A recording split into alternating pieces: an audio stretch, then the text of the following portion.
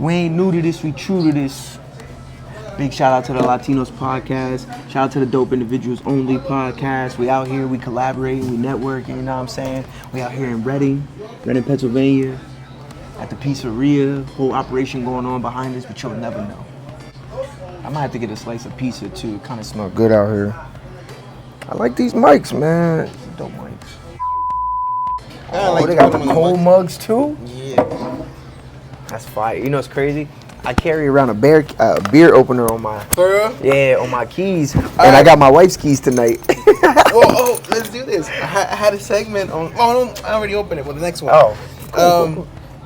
I will open a beer bottle with anything but a beer bottle opener. You can do that? Yeah, I can do anything. That's how you know how much beer one has had. My brother-in-law is like, my godbrother is like that. I've only ever opened it with a table and a lighter. Okay. That was it. Those are the extent of my expertise of beer opening. That's your weirdest experience on opening a beer. My brother used to open his beer with his Blackberry. Oh Lord, no, that's crazy. And the Blackberry is a throwback, bro. Yeah, I haven't heard of a Blackberry in a minute. Oh man.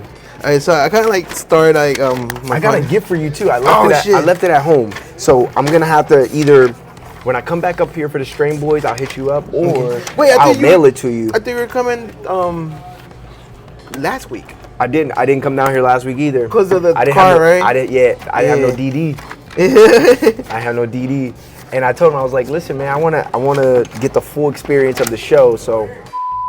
All right, this is DJ Latino with another podcast. We are here. Shout out to 301 North 13th Street, Ninos and Son. Come out and check out Pizza Beer. Have fun. Yes, sir. We got a special guest. Introduce yourself and who you are. Hey, man, what's up, everybody? I'm Eric, the host. I run the Dope Individuals Only podcast. If you guys don't know me, get familiar.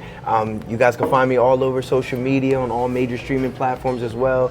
I'm up here because this man came down to support me, so I'm doing the same, you know what I'm saying? A whole lot of collaborative efforts, just creatives, growing together. So, yeah, man, I'm excited to be here. We didn't get to make this happen a couple weeks ago. I know, but we here. Things happen for a reason, and I feel much better now. I'm definitely drinking a beer now. Yeah, my man was sick last week.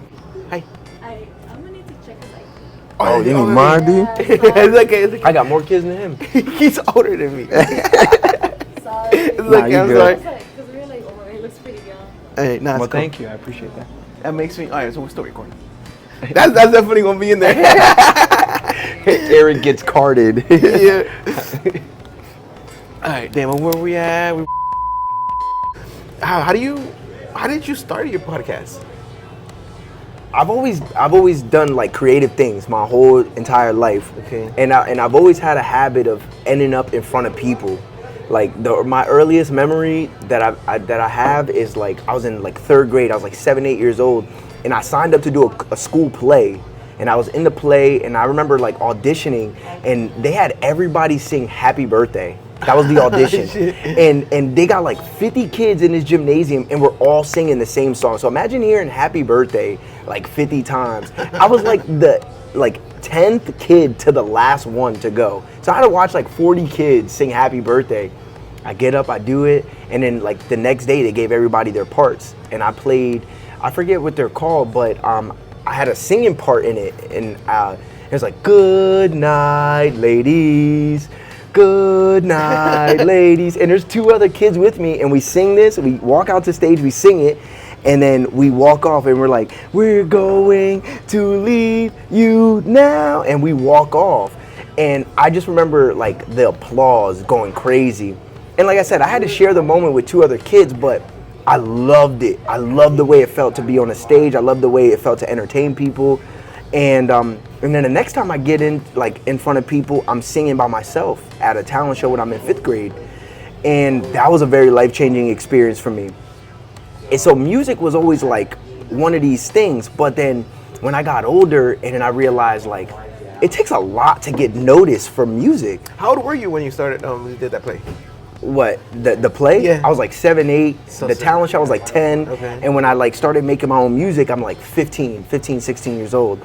So like I know you asked about the podcast, but like Yeah. without music, I don't get the podcasting. Okay, that's so what that's it is. yeah. So I'm trying to figure out how I can get myself more known, and I'm banging my head against the wall year after year, just trying to figure out how do I compete with all these other rappers and singers, and you know what I mean? People that got money to spend on videos and travel and time. Yeah, how do and I'm only 16 years old. How do I get shows and all these different things? So all the way up until I'm about 21, you know, I'm constantly having these issues, and I started to hate music.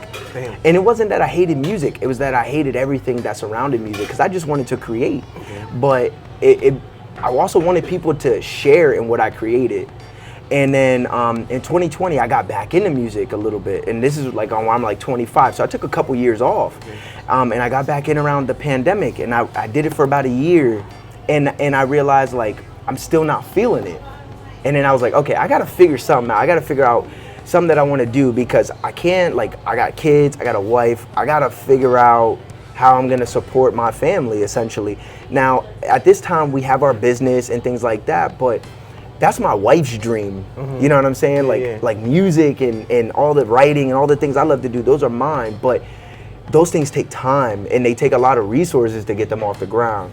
So I'm like, okay, well, what am I good at? I'm like, I'm good at music, I'm good at football, but I'm not going to the NFL. Definitely. And I haven't gotten a record deal. So like, what else am I good at? I'm like, well, I love people. I'm great at talking to people. Maybe I can find a way to incorporate music into whatever I do somewhere down the line.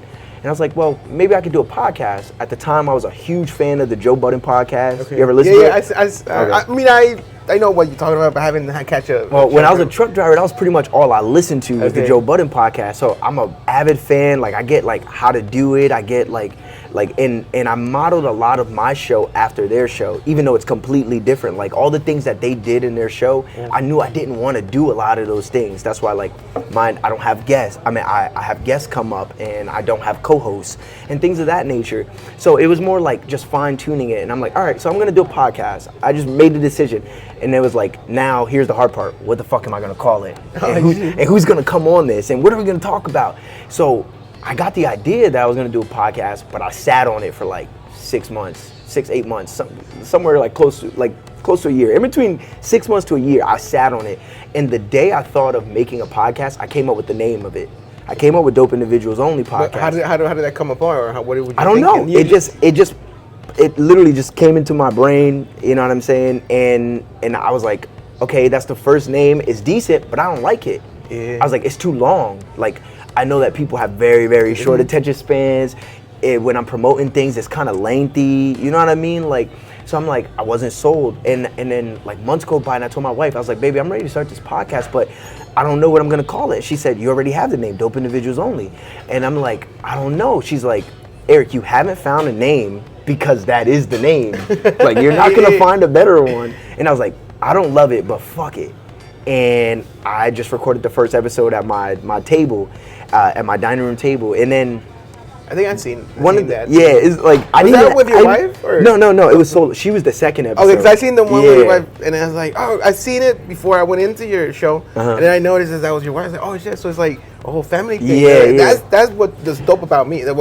Some of the first people, like I said, I didn't know who was gonna want to come up. So some of the first guests were my kids. Like it was my wife. It was my one of the gentlemen who's in my men's group now, Kareem Powell. He was the second episode. I think my son was like the fourth, and my daughter was like the ninth. And like I had a couple random people hit me up. They're like, "Hey, I've never been on a podcast. I want to do it." But like, it was very close. Like people that knew me, like that were kind of close to me in some aspect, like people I did songs with and things like that. So I didn't really know how I was gonna expand it, but people hitting me up early on to be like, yo, I want to get on your show was very, very like helpful for me, because honestly, I felt like a lost puppy in this shit. You know what I mean? Yo, I know you're the feeling. Yeah, I know the feeling. And early on too, like there wasn't a lot. Like everybody got podcasts now. When I started 2 years ago, nobody I knew had a podcast.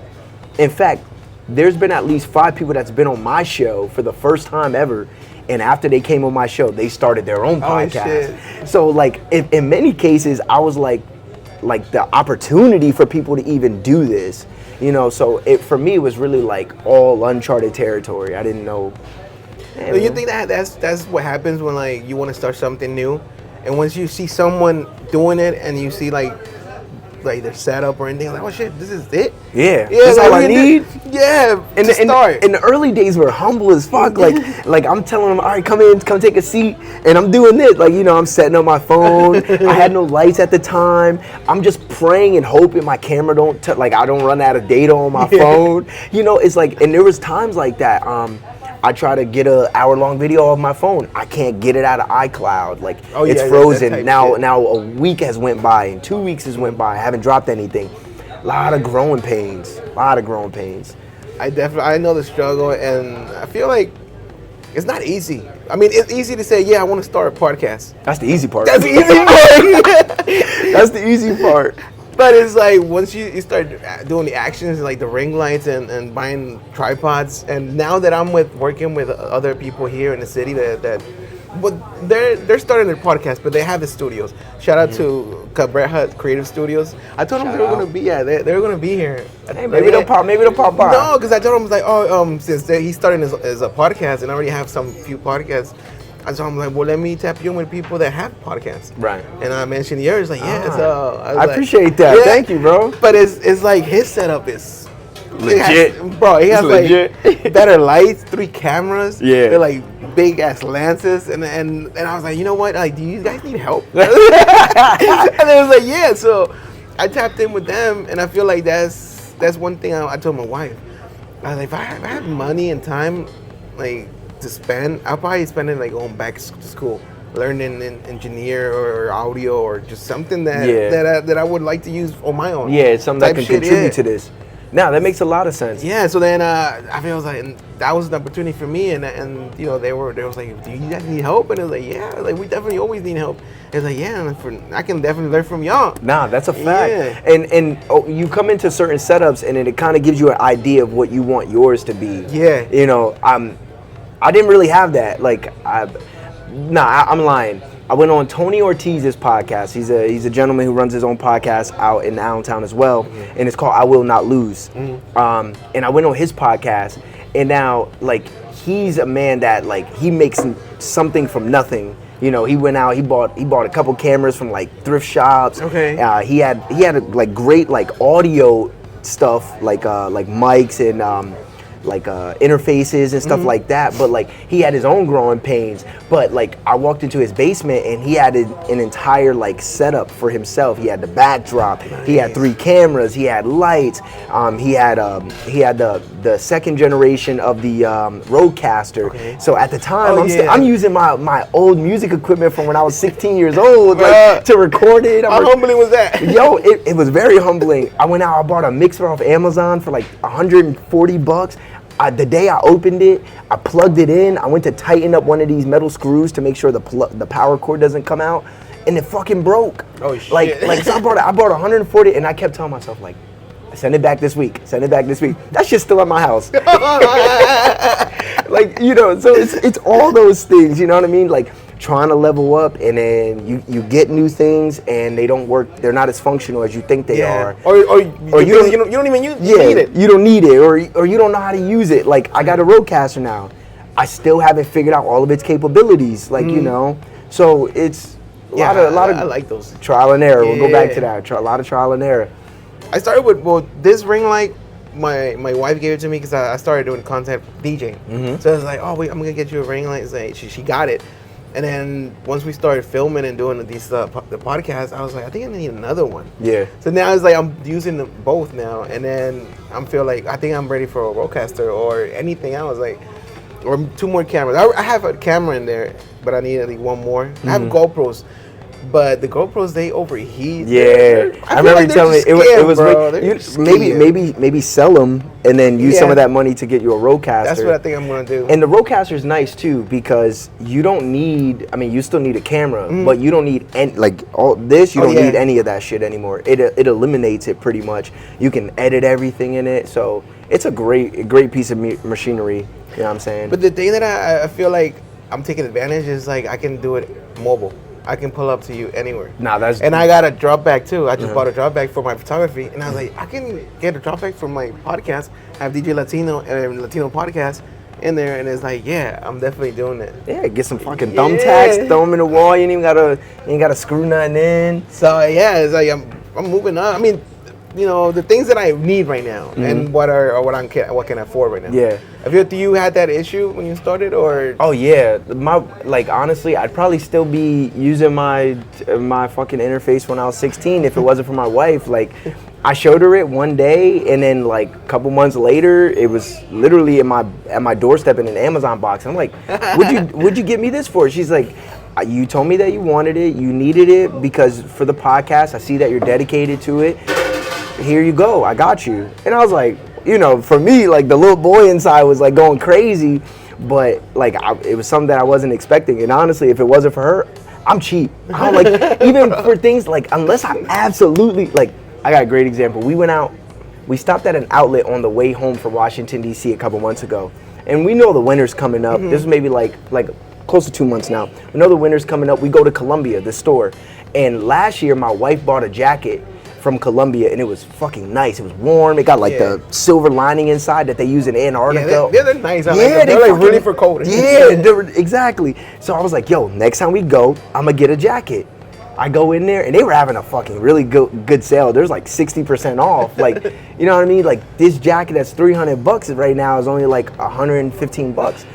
I'm like, I couldn't bring myself to buy the fucking jacket. No lie, it starts getting cold last week. I'm like, all I got is my little spring jacket and a hoodie. I'm like, yeah. I'm like, baby, it's cold. She's like, I don't want to hear it. Shut up. I don't want to hear it. Like, so for me, it's like it's really hard for me to spend money even on things that I know I need. Like, there's certain things I won't hesitate to spend money. Food and experiences, like I told you. But if it ain't one of those two things, like I really gotta want it or need it. Like, and I'm probably still gonna have to be convinced to get it. So, damn, you know, how hard is it? Are you like one of those persons that takes 5 steps backwards before buying something, or just committing to buying something? Because I feel like that's me. My wife is just get it. Just get it. You're not, oh, aren't you glad I bought it? Man, it takes a lot for me to buy things. It's like I don't know what it is. All right, I think I do know what it is, but. It shouldn't have an effect this late in my life. Like, bro, I grew up fucking poor. Okay. So like we were broke, bro. So I don't know. Like, I think the fact that like anytime we went to a store, my mom gave us a speech: don't ask for nothing, don't touch nothing. Bro, yeah, then you just like click something in my brain that is like it brought like memories, and it's like, yeah, that's the same shit my dad was like. We go in here, don't look at anything. Yeah. Shit, we don't have anything. I understand. Now I feel like it's in the back of my brain, bro. It's just like I got so used to living my life like I don't need it. Yeah. I can't have it. I don't need it. And now, like as an adult, it's like I didn't even buy myself a fucking winter coat and it's snowing outside. Yeah, bro. It's like I'm sitting here on my way up here as I'm driving in the snow. I'm like, yo, I want to go snow tubing. I want to take my kids snow tubing. We were supposed to do it last year. We didn't do it this year. I got no fucking winter coat. Like I just keep coming back to this, and it's like, Eric, you cannot be this cheap. You know what I mean? So like when it comes to upgrading the podcast and stuff, like I honestly like I move like at a snail's pace for the most part. Like unless I find like an excellent deal, bro, or somebody gets it for me, like my wife, I know I need 2 more cameras, so I know I'll be getting 2 more cameras at some point. But like other than outside of the cameras, I'm not sure how much updating I'm gonna do like until I absolutely need to. You know what I mean? Like. Well, I really want you to tap in with this Cabreja Studios because they have like the whole setup is so professional. It's like it amazed me because and that thing they have available on June. Is it? Wait, I was gonna say, is it like a place where you can take your podcast and go record it there? I mean, there is a studio. Okay. So that you can definitely pay time for that, and they record studios. Okay. So. But that's a new thing. Mm-hmm. That's a new thing. Because in Allentown we have something similar. We have 2 places just like that. Okay. Where you can rent the space. They have the equipment. They'll even fucking edit your video there for you. Okay. So is that kind of what he does? It does. Yeah. So if you want, I can schedule you. It's gonna be like after around June. I hit you up June the 2025. Yeah. Oh, this is a busy motherfucker. Bro, and he just started it. So it's like I'm amazed at he's doing that, and like people, there's a market. yeah, There's a market every other day. Like there's a new podcast coming out about something, and I think it's cool. yeah. I think it's nice that like everybody feels like they have something to share with the world.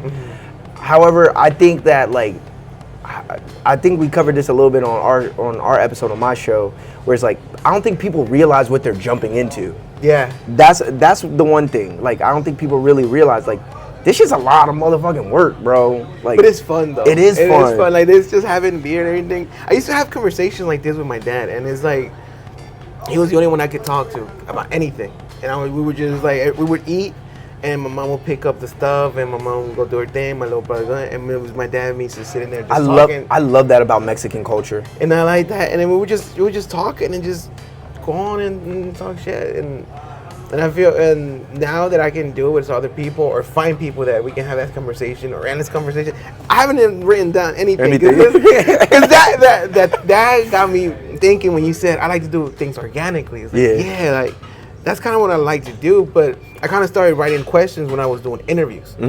And it was just the artist or the subject. Yeah. Just in front of the camera. Now I'm in front of the camera. I'm posting it on my YouTube channel. Yeah. So it's like now I'm in it. It's a different dynamic now. Yeah. So it's like just let it flow. Just talk and. There is one thing I wanted to say to you that I didn't. I'm not sure if I mentioned it that day, but I want to say I really appreciated you coming down to Allentown with your family. For real? Like, yo, no lie. Like, I don't think I can stress. I was debating on it. I cannot stress that enough. I cannot, bro, because like I get a lot of pats on the back from people, like even people that know me really well, like and I owe so much to my wife, just like how supportive she is of everything that I do and got going on.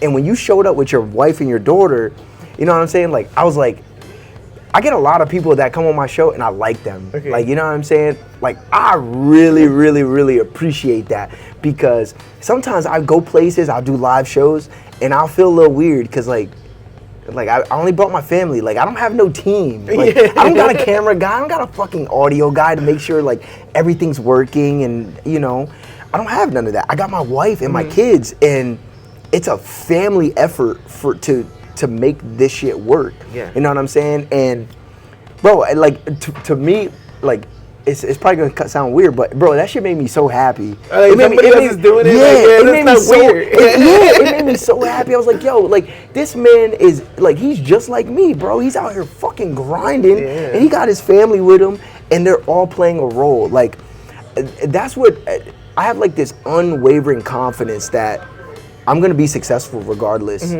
For like the past like 6 years, I've been saying by the time I'm 30 years old, I'm gonna be a millionaire. I'm like 6 months away from being 30. I'm not a fucking millionaire yet. And it can happen. And For some reason, I still feel in 6 months, I don't know what the fuck is gonna occur, but something's gonna occur, and everything that I've been like prophesizing is actually gonna come to fruition when I'm 30 years old. Keep that energy. And it's for shit like that. Like, yo, I may not have everything I think I need, but I do have everything I need at the moment. Sometimes it's a little bit rougher than others, but like, bro, when you showed up with your wife and your daughter, I was like, yo, anything is possible, dog. Like, this man, he gets it. He gets it. He understands it. And for me, it was just so like, it was so refreshing to see, bro. Hey, so shout out my wife and everybody's wife that's been trying to hustle and, you know, helping their partner. Shout out to them. The support system doesn't always be big, especially in podcasting. There's not a lot of money. If there is money, it takes a while to come. Like, I'm going on year 3 of doing my podcast, and it's probably cost me in total, between equipment, time, everything, just equipment alone is probably well over $2,000. Okay. Between just the Rodecaster and my camera, $2,000 right there. Damn. Like it costs money to do this shit. Traveling, you know what I'm saying? Paying tolls, gas. You gotta eat while you're out there, things like that.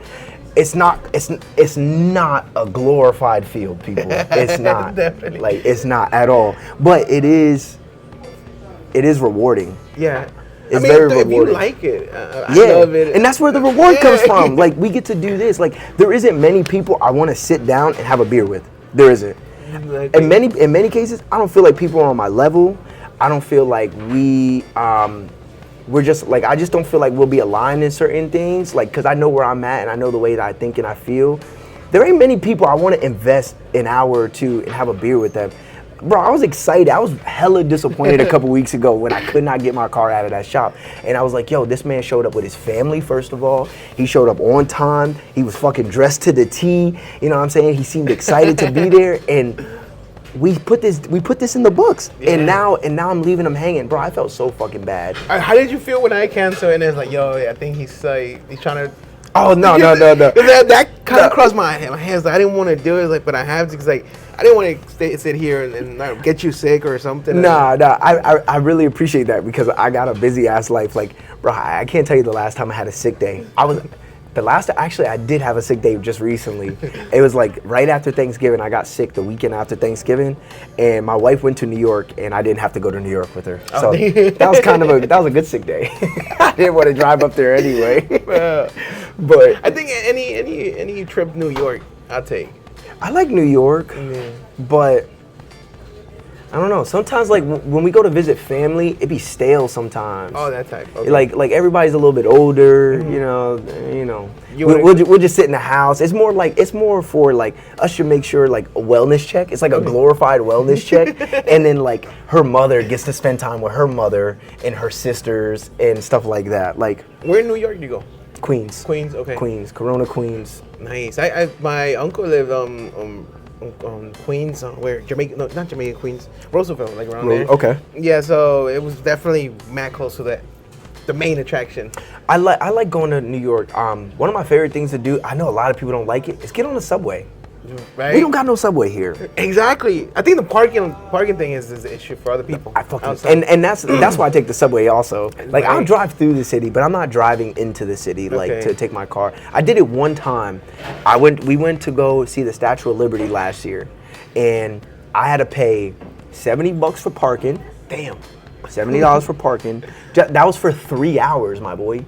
Like 3 hours. And the parking garage was like underground inside of a building, and when I tell you, like, there's on the wall, there's like just big ass scrapes, and it's just because it's so tight, everybody's fucking they shit up. I was so nervous driving in there, but like $70 for 3 hours, just like, and I'm just trying to give my kids an experience, you know what I mean? Like, I'm saying my kids, like, I never even been to the Statue of Liberty, so I was excited to share in that first time with my family, but it fucking hurt my soul to pay $70 for 3 hours. Like, I be upset about our meters in Allentown, where it's like $2 for an hour. Like, that's nothing compared to a parking ticket. What you guys tickets are like $15? No, they're like 45. 45, 35. See, I think they're 45 now. Yeah, I ain't got a nigga like me in Reading. That's what the problem is. Bro, I get ticket. If I get a ticket, bro, I have no problem going to the city and screaming on these people. Bro, I got a ticket. We went out to DC like 2 months ago, and I was driving on the street. Now, have you ever been to Washington DC? Yeah. It's kind of ghetto. It's kind of like Philly. It's kind of like Philly. It's kind of like Philly, right? But they got a million signs, right? So on this one road, it's a 3-lane street. It's a 3-lane street. Those are highways in where we're from. It's a 3-lane street, and I'm flowing with traffic. They send me a picture. They send me a ticket in the mail for $250. I was doing 54 miles in a 45. Damn. 54 miles in a 45. And they cashed that on the camera? They took a picture of my car, and in the picture you see a car in front of me and you see a car on my left, and it says, and it was like, this is your ticket for going 9 miles, like 54 in a 45. I sent them the only email. I got back. I was like, I'm paying y'all $250 fucking dollars. $250 fucking dollars. I just kept saying that shit about 250. I was like, oh, y'all met the right nigga today. Bro, I got on the website. When I tell you, they only let you use like 5,000 characters. I used all 5,000 of them shits. Damn, bro. Not playing, and you bro. weren't even done yet. Not playing. They were like, that after I sent the email, I submitted it, and bro, I was like, yo, I think I was like, the American government, you guys are thieves, bro. I was like, clearly in the picture, like I broke down everything, bro. I have no problem fighting with government and like policy makers, because at the end of the day, like if you don't say anything about it, they'll just do whatever the fuck they want. Like $45 street parking tickets. Like, bro, we pay taxes. Like, we paid to have the roads paved. We pay to have fucking working street lights and clear lines. We pay to have snow removal. We pay for street cleaning. How are you gonna fucking charge me $45 for parking on a block that I pay to maintain? Bro, that's crazy. Bro, I fight, and you know what the other thing is too? What a lot of people, this is for everybody out there, if you fight the tickets, 9 times out of 10, they're not going to charge you. Right? I haven't paid I got probably like 6 tickets over the past 5 years. I haven't paid a single fucking ticket. I would say, you need to be in there and like hassle and bro, waste. I've never actually I went into City Hall one time for a ticket, one time. Every other time it's been through over the phone or email. But I put up a fight. You know what I'm saying? Like one time I did a backyard cleaning. I cleaned out all the leaves and shit. And I put you ever seen the brown bags? Yeah. Put it right on the corner. Boom. Friday night is our main trash night. So I figure it goes out with everything else. Recycle, you take the fucking leaves, you take the trash, get the fuck out of here. Bro, it sat there. It sat there Friday afternoon. I'm like, okay, maybe they grab it in the afternoon. I sat there Saturday. Okay, maybe they'll pick it up over the weekend. Monday comes. I got a ticket on my door. Holy shit. Trash left on the sidewalk. That shit's been sitting there since Friday. Y'all website has no information on the bags to get picked up, on when they're supposed to go out. It doesn't say what time, what kind of bag. It doesn't give you any of that information. I'm not paying this ticket. You guys need to update your website. And who picks up the trash? I mean, the city of Allentown, or like we have like certain, like they have like recycling trucks. But they pick up the leaves as well? Yeah. Okay. But they have to be packaged correctly. And mine were like they were in like. Did you take pictures and everything? Evidence? No, they did. Okay. They did, but like I'm telling you, like my trash, all my trash went out on Friday. It sat there all weekend because y'all didn't take it. Man. Not because I wanted it to sit there. Like, what the fuck am I gonna leave? Like, it's the front of my house. You think I want the front of my house to look like a garbage can, bro? You know what I mean? Like, but you're wilding. Yeah, you're wild. You're bugging. But the point is like if you put up a fight, they'll typically be like, okay. Yeah. At the very least, they'll say, all right, we'll let you go on this one. Okay. It's that they know that they're wrong. A little slap. Yeah. We'll take it back, but just please don't do this again. Since then, they updated their website and they send out days where you can put certain trash out. Okay. They send it out in the mail now. Bro, I live next to a street where there's no lights, pitch black road. We got mad people who have kids, ride bikes, walk their dogs in the morning or at night. You can't see shit. Bro, I wrote the only letter to the city. You got it? I posted on, you can see it on Instagram. You could get on my Instagram. These motherfuckers installed 2 lights.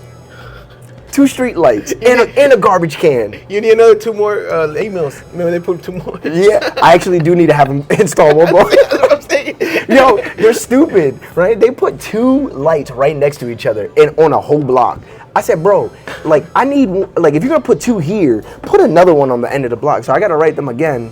You know what I mean? Oh man, you gotta take pictures and everything. How dark it is, bro? Yeah, I haven't done it yet, but I am gonna get on it. Like, you know, but the other thing also, like, I don't only want to give them a hard time. Like, I want them to be fair. I want them to be just. But the biggest thing is, like, I want the community to be taken care of. That's the biggest thing. Because, like, we don't get to choose how much they take out of our checks. We don't get to choose whether we want to pay the city or the state. Like, we have to. We live here. So, like, the least y'all can do is do right on behalf of the people that live here and pay for all this shit. You know what I'm saying? Hold up your end of the bargain. Damn. And I'm just one of them motherfuckers that, like, I'm gonna hold you accountable. You know what I'm saying? You consider yourself an activist? Nah. No. Nah. But I did run for city council a couple years ago. Okay, because you're fighting for the people, bro. Oh, fuck yeah. Fuck yeah, bro. Yo, it's because the way I grew up. Like, all the neighborhoods I grew up in, they still look exactly the same. But like Center City, Allentown has gotten over $1 billion spent in it over the past 10 years. And probably like $1.5 billion over the past 15 to 20 years. And so there's a lot of development going on, but it's only in like one little section of Allentown. Like the rest of Allentown is like, it kind of looks like Reading. You know what I mean? Is it the good section of Red? Like Allentown? Yeah, it's Hamilton. Like that main strip, like literally you can get on 222 and take 222 all the way to Jersey. And you'll pass right through Hamilton Boulevard when you take 222. You know what I'm saying? Like, and it's beautiful. It looks nice. It makes people want to come here. We got a stadium. We got a baseball team. We got a hockey team. It's all nice, but it's like the vast majority of the people, really the people that look like me and you, they get shitted on. Shit. I think it's everywhere, bro. It's everywhere. See, but then you got a nigga like me who until we stand up together. Yeah. And that's one thing I always tell. Like, and that's why I'm saying it now. Like, if you don't want that, if you do not want to pay that $45 ticket, like. Let's just say they do a street clean and they give you a ticket and you moved your car after they passed by and they still gave you a ticket, like, fight that shit. Yeah. Fight that shit. Like, yo, I moved my car and y'all came back around and y'all gave me a ticket. The street cleaning was over. I need my parking spot. Like, and you can go and say that. I don't know how y'all city council is, but yeah, who is our city council? I mean, our city, y'all city hall is, but I'm always up for a challenge, bro. Damn. I am, bro. I be looking for the smoke. But I think a career for you would have been a lawyer or something in the law. I've always imagined getting into politics. Yeah. You still do it, or you? And depending on how the music and the podcast goes over the next couple years, I plan to run for mayor. Okay. Nice. Yeah. I ran for city council. I lost by like 180 something votes. There was 4 seats available, and I lost that last seat by 180 something votes. So I was kind of close, but I wasn't that close. Damn. But it was a great experience, and everything we believe to be true about politics is true. Like, these motherfuckers are liars. These motherfuckers look out for their friends, and these motherfuckers act like they care about people, and they don't. They don't. There's a couple people in every department in the city that really do give a shit, but for the vast majority of them, no. They're self-interested. They're interested in supporting the people that they know and rub elbows with. But for the the majority of the people, they don't really give a fuck. It sounds like I'm back in high school. That's kind of how they run shit. Like, oh, we tell you what to do, and you're gonna fall in line, you know. And I'm not with that shit. I'm not. I'm with challenging authority. Like, if you're gonna tell me I gotta pay this, explain it to me. Okay. Tell me why. Explain it to you. You could give me a good enough reason. Guess what? I'll shut the fuck up. But if you can't give me a real reason on why you raising this or charging that, bro, no. You can't just do what you want, bro. Like we pay y'all. We pay y'all salaries. You know, and like we do that for city, we do that for state, we do that for police officers. Like, people have to wake up and realize, like, the moment we say we're done, all this shit stops. All of it. You ever seen that picture where it's like, I guess the government is in the table and like the people are like kind of holding the table, and it says exactly what you said. As soon as we stand up, their little game is ended. What the fuck are they gonna do? Yeah, like how many people live in Reading? Do you know, like, ballpark? Nah, not even know. All right, well, in Allentown, we got about 130,000 people. We got a police force of about 200 officers. What the fuck is 200 officers gonna do to 130,000 people? Damn. What? They're gonna have to call in the National Guard. Even if you send in the National Guard, you probably send in what, 1,000 soldiers? And everybody armed? You gotta. This is Pennsylvania. Yeah. We have gun rights here. That's what I'm saying. You gotta. And this isn't to say I want conflict. I don't. I want fairness. I want proper representation. I want you motherfuckers to do your job. You know what I'm saying? Like, and that's ultimately what it is. That's all people are asking for. Like, we just had an election and we argue about the same things every fucking 4 years. Yeah, we talked about it and it's like nonsense. It's not even really politics. Like, why are we arguing over what women should do with their bodies? Yeah, type shit. Or how many genders are there? Yeah. Pronouns are there? Yeah. why are we arguing over whether we're allowed to own guns, or why are we arguing about how much we should be taxed? Like, bro, if you ever look at the government spending bill, they have billions of dollars that go missing every year. How do you lose? Bro? I can't lose $20 without panicking. What the fuck you mean? You lost $1 billion, bro? Well, how about if those $1 billion are lost in their pockets? In their pockets, Yeah, in their friends' pockets, in bailouts, in government projects, and you know what I mean, like private jets to meetings in I'm Europe. I'm all about just like transparency. If you're a governing body, be honest with the people and let the people know what's going on. I'm with that shit. If you like, yo, listen, we gotta blow up this country because like I'm gonna be honest.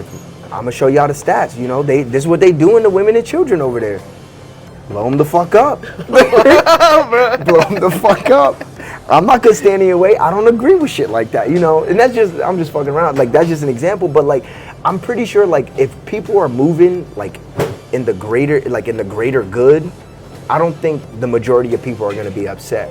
But now if people realize that you're not moving to benefit the greater well-being of everybody, yeah, I think people are gonna have a problem with it.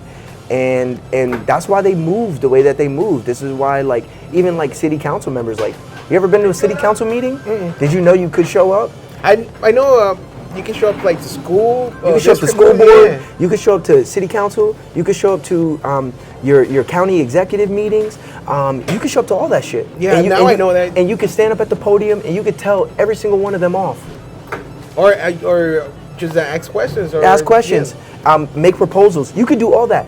You know what they don't tell you? When these meetings are, how often they are. They'll say, oh, go on the city website. Then you get on the city website, it's like fucking reading gibberish. Yeah, you really need to read a whole paragraph and like, oh, and then you get on city websites, you click on shit, thinking you found it. Oh, this page doesn't exist. What the fuck do you mean? You know what I mean? Like, it's shit like that. So, like, I've always, I wouldn't say I'm an activist, but I'm an advocate. Okay. That's what I would like to say. I'm an advocate. I'm an advocate for the little guys. I'm the advocate for the people that run the mom and pop shop. I'm an advocate for the kids. I'm an advocate for the everyday person that is part of turning the wheels of America.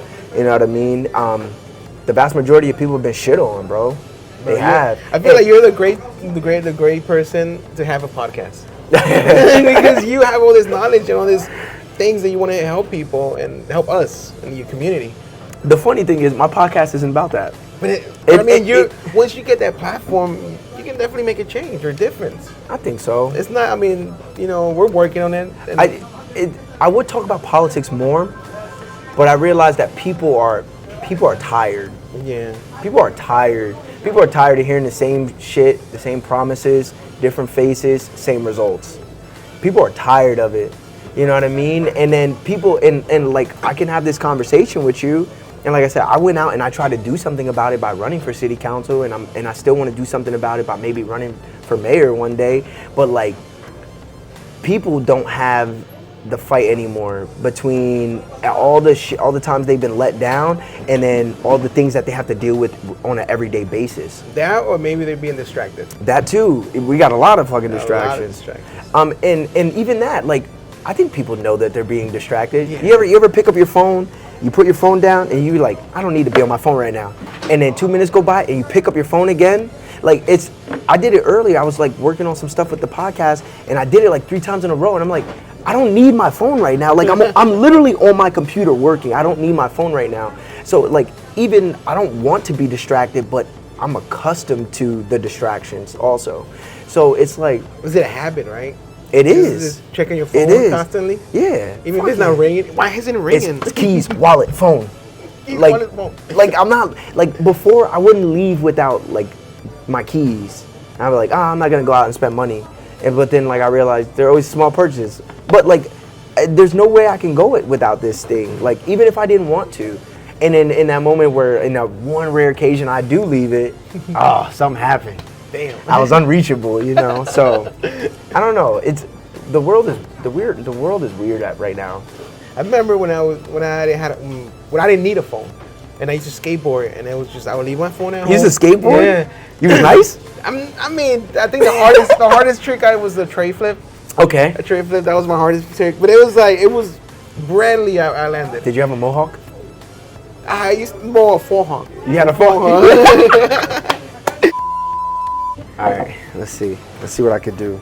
It's and I asked about the mohawk because I had my own little skater phase in 7th and 8th grade. 7th and where 8th grade? Yeah, where I was trying to learn to skateboard. I learned how to do a kick flip. I never could learn the tray flip, and that's where I stopped because I just couldn't get it. So Did you do any steps? what do you mean? Like jump over steps? No. No steps. Nah. I think 3 steps was my limit, and that's it. Fuck that. Fuck that. You know how hard it is to balance it, like to balance on that board. Like that's different. Now, how did you use your trucks? Loose or tight? I'll be honest. I used my. Holy shit! All You do right. that? Let's see. Oh no, wait. This is tricky already. All right. Let's see. Fuck! How'd you do that? So you gotta put pressure on that. So I'm not gonna open it, but so you have to put your hand in the finger here, and just like put. Oh, and the this- ridges- okay. And this makes the leverage. Yeah. Pop. All right. Let's see. You gotta get that tight. No, in this finger. Do this one. Yeah. So right there, and then Damn, you got a skill. yeah, there you go. Ah. Type shit, yo. You got the concept. Get How the that hell finger did tighter in there. You almost got it. I can't do it. You got it. You got it.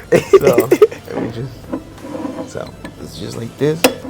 Oh, you got skill. I loosened it. That's what it was. I loosened it. Yeah. So I would just grab my phone, just leave it there, charge, and we'll just go and skate until like 3 in the morning. Not by myself, but I did have a crew.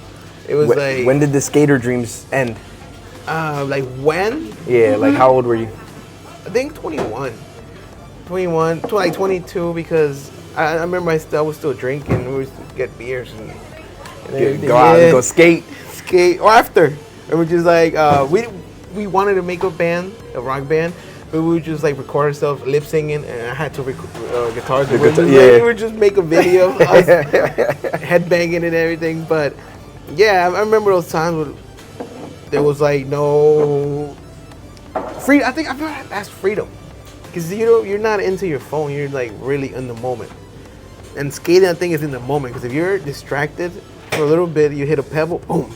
You're gonna hurt yourself like that. Yeah. And I feel like that's skateboarding is a nice sport. And I recently heard that skateboarders are different, because how is it possible for a human being trying this trick and falling and hurting himself like 10 times in a day? And it's like once you get it, you feel that, you get that feeling. And they describe it as like those are the best businessmen, or people that are better to succeed in life. They just keep Keep doing going, it and doing it and doing it until until they they get it. And it hurts. Now there's wow. I never really thought about it like that, because I used to watch people skateboard, and you see them fuck up time after time, and they try it from different angles. They try coming at it from different speeds. They try to do it a little bit sooner. As a skateboard, do you notice that? Like, okay, now I kind of was leaning a little forward, but now I need to keep moving to center. I'll be honest, I don't think I did it long enough to start getting to that point where like I'm analyzing why I'm not getting it. Like it was more like a couple of us were trying to do it. Okay. So, and I was like, you know what, fuck it. I like to, I tell people all the time, I'm good at everything. I'm good at everything. I'm not good at everything, but I say that because like anything that I'm not good at, I think I can learn pretty easily to get. And something like Spanish is a little bit more challenging than, Spanish. but I'm getting it. And I was gonna say too, like if we could, like maybe like the last 3 to 5 minutes of the show, let's have a conversation in Spanish. I wanna. Oh well, I got a questions that I want to do that when you. All right. But it's in Spanish, so let's do that. All right, let's do Oh that. yeah. 51 minutes went by? I could fucking talk, man. Bro, that's just what it's about, bro. I like this. I like this. I said 3 to 5 minutes. Now the pressure's on because that's like 4 minutes away. Well, anything you want to shout out? I mean, we didn't get into your music career. No. Exactly. I mean, you want to talk about that? Yeah, let's talk about it a little bit. How did you start it? What inspired you? Well, I Man. know the podcast was like in it, right? Yeah. So with the podcast, if you guys never checked out the podcast, it's Dope Individuals Only Podcast. We're on all streaming platforms. You can find us on YouTube as well. But I wanted to find a way to incorporate my music into it because every time I took a break from making music, it was some of the most miserable time of my life. Like you're missing something? Yeah, Okay. something's missing. And I tried to figure out what it was that it was missing, and it's always been music. Music's been one of those things, like, I've only ever been like really good at two things. It's been playing football and making music. And two things that came effortlessly, and two things that I lost track of time doing. That's the other thing. Like I lose track of time podcasting. That's how I know I love it.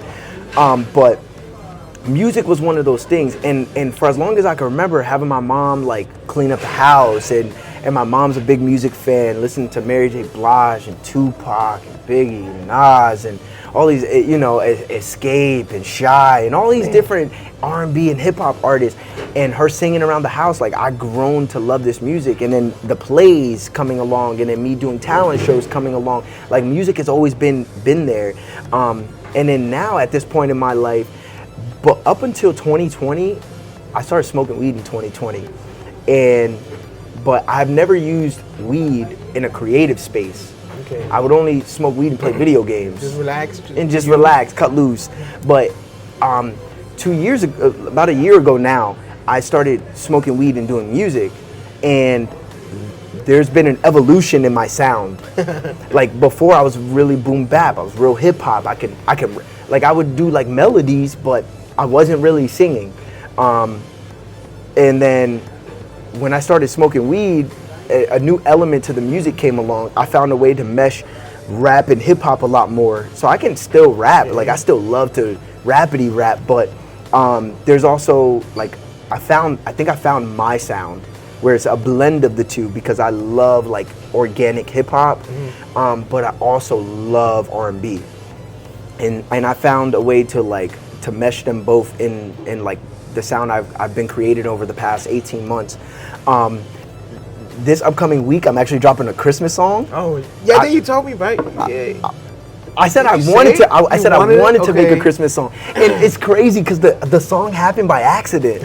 Like I was gonna rap about hard times, and then I had wrote the hook, and the hook had big gaps in it. I'm like, there has to be something to fill there, and then and the first words and I was like listening to it, and I pressed record, and I'm just listening to it, and I'm like, I hope Santa Claus bring me a present, and I was like, okay, this is gonna be the Christmas song, you know. Nice. And literally that's how it happened. And I formulate the verses, I find the melodies I want to put in. I'm in the mixing stage of it now, but it's coming out this week. I'm gonna have it out before Christmas. I'm fucking really excited. I've never made. It's not traditional Christmas. It's not like last Christmas I gave. It's not one of Is that those. a Mariah Carey? No. It's a little untraditional, but it is a Christmas song. And I think it's fucking fire. I can't wait. Yeah, man. I'm gonna send it to you. Send it, and maybe I can put it on this video. Yeah, maybe. So I got a lot of new music coming up in 2025. It's been a great year for me musically. I started doing music like putting myself out there this past May, and I've done the most shows I've ever done in 1 year. This year, How many shows is that? I can't even count. Oh, nice. I would say, if I had to guess, it's somewhere between 8 and 12. Okay. Which for a 7-month span, that for me, that's a lot. I've only probably ever performed maybe 10 times in my life before that. So like I probably doubled that number in just 7 months this year, which was fucking incredible for me, because I forgot how it feels to perform for people and entertain people. There's nothing like it, especially when you can give people a good time. You know what I mean? Like, people invest their money, people invest their time, and when they come out and they get something that they like, that's such a great feeling. And everybody makes music, just like everybody has a podcast, but not everything is good, and not everything is quality, and not everything can be listened to more than once. Okay. And all those things I found that I have the ability to do. And before I didn't always know that, before I didn't always have the confidence for that. So for me, it's such an incredible fucking feeling. to like just be in this new space creatively as far as music. So I'm really excited for 2025, man. I'm hoping to drop a project out as well, but as of now, I'm just building up the catalog, so that way when I drop the first song, I got many to follow after, you know. Well, what are the pros and cons of making music? I don't think for you. Okay, if there's any con, the con is depending on how big you want to be. Okay. If you want to be a famous musician, like world known, it costs money. It costs money to promote yourself. It costs money to travel. It costs money to get on certain stages and meet with certain promoters. And it costs money to make sure you have good sound on your music, mixing and mastering, studio time. Although everything in music costs money. That's probably the biggest downside to it. The upside is pretty much everything. It's a creative outlet. You get the opportunity to give people something to enjoy and come back to. You get to express yourself. For me, the music has always been very therapeutic. So honestly, I think the benefits outweigh the bad, but depending on how big of an artist you want to be, I think it becomes very difficult, you know. And that was something that I had to be real about, because I wanted to be, when I first started making music, I wanted to be big. And then the more I made music is the more I realized I don't want to be as big as Drake. I don't want to be as big as Kendrick. I don't want to be as big, like, you know who Hobson is? No. Okay, well, like hip hop fans from like 2013, 2014 era, he was like an underground dude, but he was very popular. Hobson is probably like a great thing. Like, this dude could do world tours.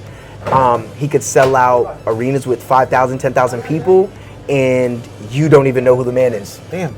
Okay. That's who I would love to be. I would love to be like Hobson, like famous wise Hobson. More like making a living out of what you Making a living, yes, making a living, having intimate shows. Like, I respect the fact that fucking Drake can sell out the Eagles football stadium with 60,000 people in the motherfucking stands, but it's so fucking impersonal. Mm-hmm. You don't feel like you feel like you just paid to go listen to him perform his album.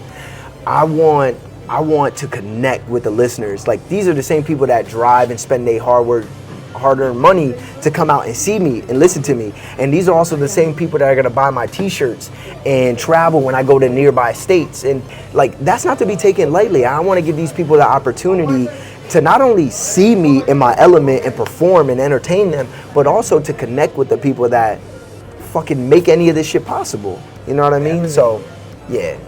I kind of think I'm thinking like that too. Like, I wanted to become like the biggest DJ or producer, but now it's like more of like DJ realistic. seems fun though. It is fun. DJ seems fun. Once you're in there DJing, but like the whole promotion, the whole setting up your parties, the whole setup audio. Because I'm my own engineer, my own sound engineer, my own lighting engineer. Yeah. It's like, fucking do everything. It's a full-time job. it definitely is.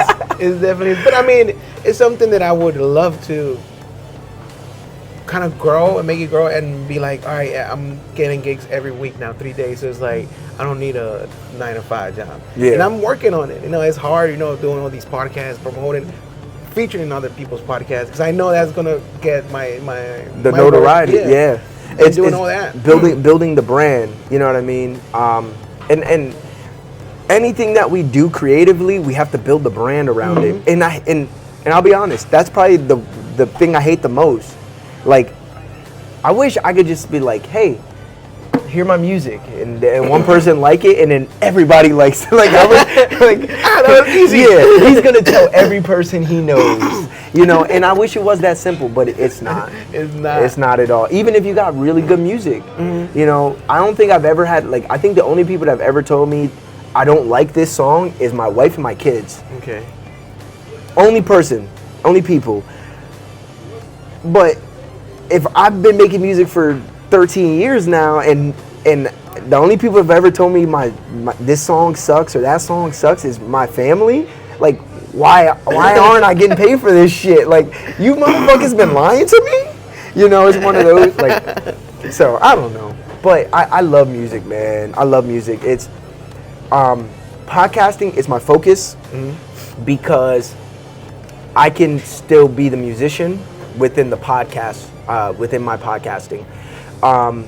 And I think that what I get to give to the world with my podcasting is equivalent to what I could give them as a musician.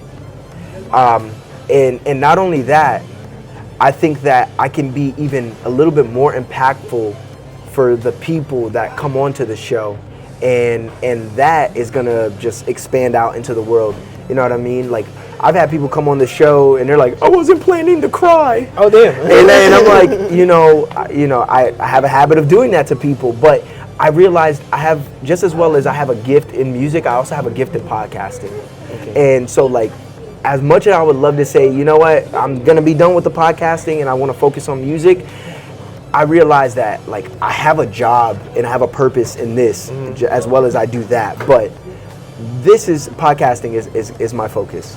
You're the type of person, the people that once you start something, you need to finish, or like once you think, okay, I'm good.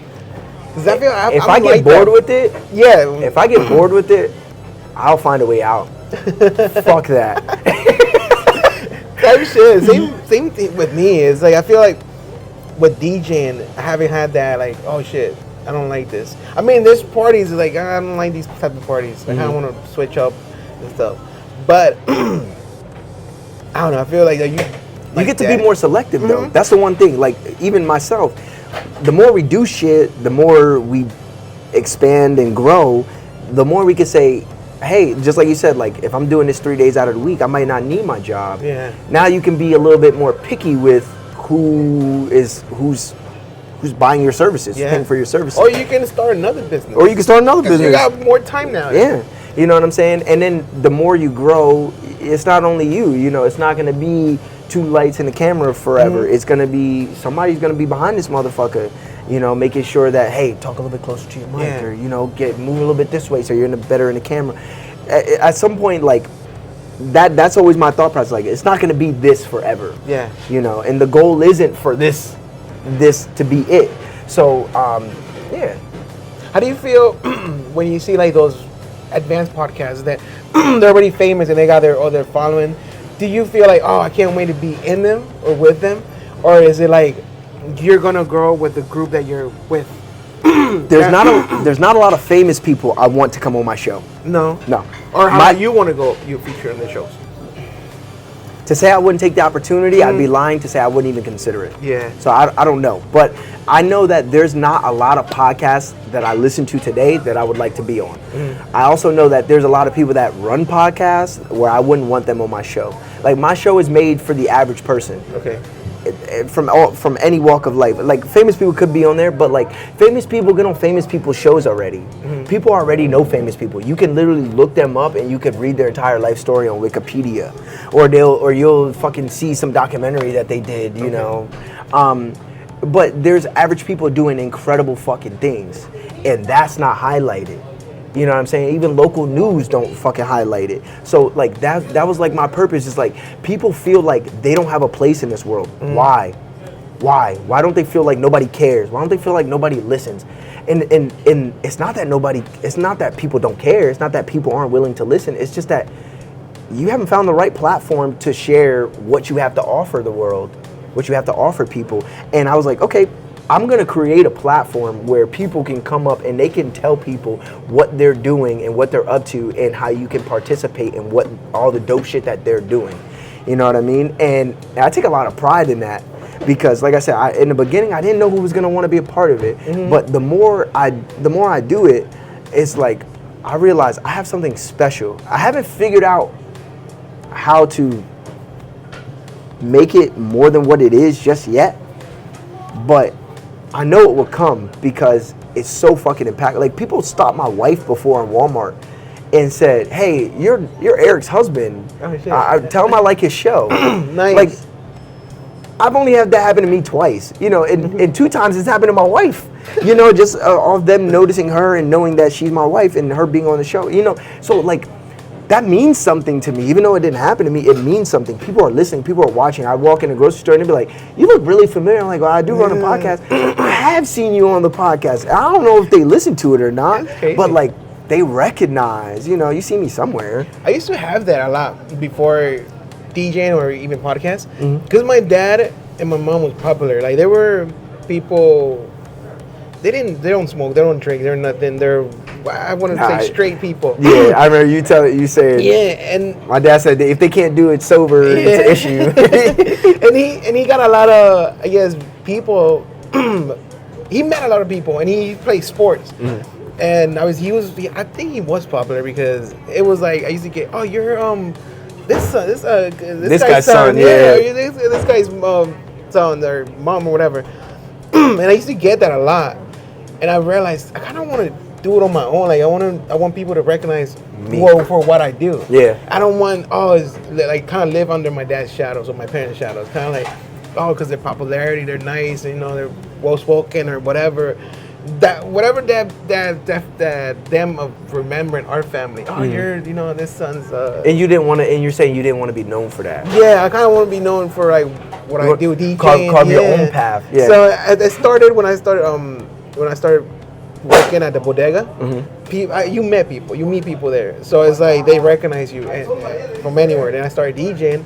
And then I started hanging around with my wife. I was like, who's that? I was like, I don't know. But like, they know me. I don't know from where, if it's from my parents, DJing, or podcast. Yeah. So it's like, it's a good feeling. Do you ask people? Well, the last time that I was at Walmart, there was this guy who was like, oh, you look familiar. He's a Walmart worker.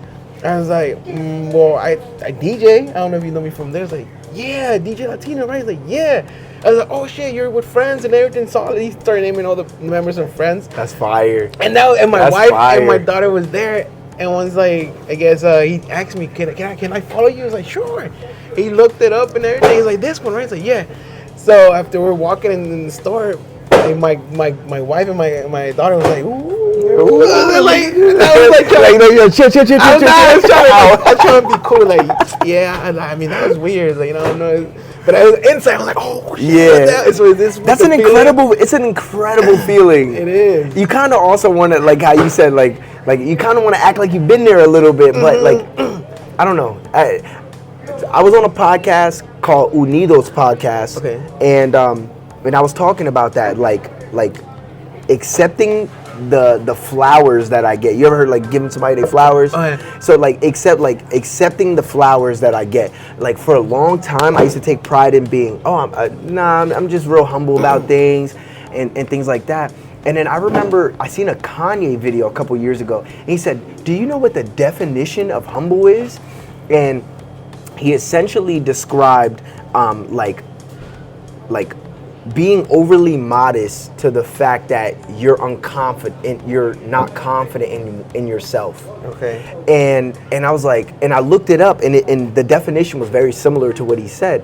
And I was like, so the entire time I'm thinking I'm taking pride in being humble and not really like popping my collar when people are giving me praise. I know what you mean. When in fact I should be basking in the celebration for the efforts that I give. And I was like, you know what? I'm not gonna be that way anymore. And there's still moments I find myself doing that, but then like I'm aware of it now, where I'd be like, all right, Eric, you don't have to play small in this space because you've earned this recognition. They're not coming up to you because you don't deserve it. Yeah. They're not coming up to you because you didn't earn it. Like, everybody, there's 15 people in this room and I'm the only person they're talking to. I did something to deserve whatever they're saying. Accept it and don't feel weird about it.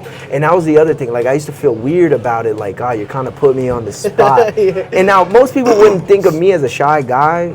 Like, I used to like saying I'm a chameleon. Like, I can get in any room and I can blend. But that created a lot of fucking problems for me at the fact that like I could just blend. Okay. Like I wouldn't walk in, like the way I was, like if you went with me to 3 different places, you'd see 3 different versions of Eric. Oh shit. And just the way it was, you know what I'm saying? And it was because like trying to have like that humble thing. Like, I didn't want to be this person. I didn't want to be that person. I just kind of wanted to go with the flow of it all. And it's like, no, I can be me. I can be Eric, and people are still gonna like Eric. And not everybody might like Eric, but it's okay. Okay. I feel like that remind me of a book that I read on my self-help books phase. And I picked up one. I'm still in it. I picked up one. It was called Learn How to Receive. And Oh, that's good. so it's like what this book was about is about that, like receiving your flowers. Sounds like if I'm complimenting your shirt, oh, that's a cool shirt, and be like, oh, this whole thing, Yeah. like you're really kind of like, You downplay yeah, it. you downplay my it. compliment. Yeah. You're like, because I'm spending time. I'm thinking of like, it was like, oh shit, it is like genuine and cool shirt. Like, where'd you get it? And now he's like, oh, he didn't kind of like it. He didn't even like it. Yeah, right? Yeah. Like, what the fuck? What's wrong with me? Yeah, so it's like learn how to receive a compliment because Yes. people go out of their way. Even that guy at Walmart, like in my head, I wouldn't go to a famous person. Oh shit, you're just like. It would take so much for me to go to some famous person. But like, can I get a picture or something? I was gonna ask you that, like, because do you ever run into people that you've considered you wanted to get on your show, like in the city, like you run into like in a Walmart parking lot or something? You ever Like see? any famous people or No, like no, no, anybody just random? like random, like because you get you got an algorithm. You probably see more people from Reading than you Yeah. do anywhere else. So like, let's just say like you see an artist doing dope shit in the city of Reading, and you're like, you know, maybe I might want to get him on a show at some point, and then a week later you run into him. Do you say anything to him? I mean, it's more before it was that, but now it's like, oh, when can we schedule? So you do say so. So you speak up. I do. Okay. But it was like now. Before it was like that. I was like, hey, I got a podcast. We should go in. You know, you should come with. But now it's more of like, can I be in your podcast or when can we do it? It's like I guess It's this a switch. collaboration Yeah. thing. Okay. No, there's nothing wrong with that. Like I really like the idea, like when we were talking on mine, where you were like, you know, and we can get you on my show. And that's what you said to me. And I'm like, I like that. Because I spoke about it. Like I also like being the guest because there's parts of Eric you'll never get on my show because it's not about me. So yeah, I like that. But I asked you that because the other day I went and got ice cream for the whole family, and I ran into this girl who runs a clothing line in Allentown. Okay. Now I don't know the girl, and this was the first time I ever seen her on Instagram. But she popped up, and I realized she had a clothing line, and I'm like, oh, that's dope. Like she's here in the city of Allentown, and this is the first time I'm hearing about it. Maybe other people don't know. And I'm like, you know, maybe this is somebody I want to get on the show because I'm very big into like people who are out there building something for themselves. You always got my support. Yeah. You always got my support. For the simple fact being, you're out there doing something for yourself. Like, I don't even really care what it is. Like, we could figure out what it is. We could figure out the intricacies of it, but you're doing something for yourself. And I respect that because everybody, it's easy for people to go clock in, but it's hard to go build something. And I seen her in a parking lot when I was like doing a little bit of gift shopping. And I said, how you doing? She's like, good, but she was moving pretty fast in the Target parking lot, and she dropped off the cart, and then I got my son out of the car, and she was like even with me, and I was gonna stop her, but I didn't know her name, so I just let her walk past. Oh, damn. And now I kind of feel weird, right? Because I was gonna write her on Instagram, like, yo, I seen you the other day in Target. I said, hi, that's some weird shit, right? Like, you know, so it's kind of like, now do I wait? Do I wait for the opportunity to run into her again? If I do, or do I just be like, hey, you know, explain it? Like I don't really know how to take it. So that's why I asked. I know, and that, well, yeah. I throw I throw it like a business. Hey, I got a podcast. I'm a DJ. If you want to promote your stuff and be a guest, give them my business card, and that's it. And they'll check it out. And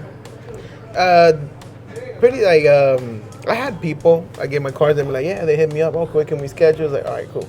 And then sometimes they bring someone else or something. It's like, all right, so let's do that, and we finish and do another thing.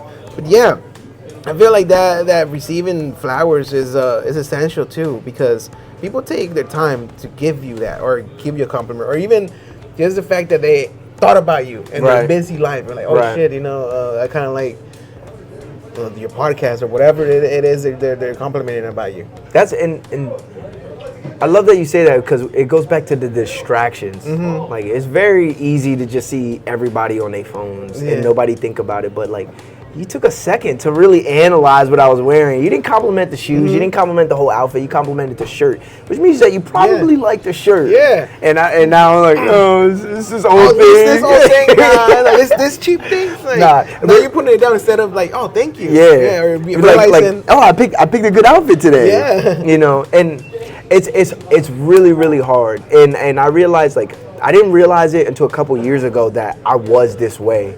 Whereas, like, I downplay things. Like, when I'm getting flowers, I downplay it or I dismiss it. And that was humbling. And that was humble. But it's not. And honestly, it was just because I'm a little bit, I was, at the time, I thought if I agree with them, that I would come off as conceited, and I didn't want to be looked at as conceited because I'm not a conceited person.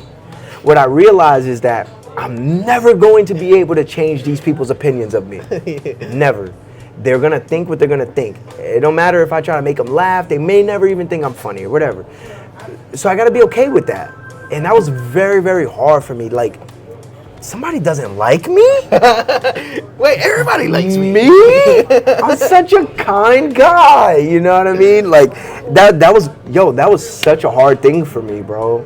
It was a very, very, and even in moments like I still feel myself getting that feeling like, damn, like she gave me a look or he gave me a look, like why they look at me like that? Are you like? But then I'm like, I don't give a fuck.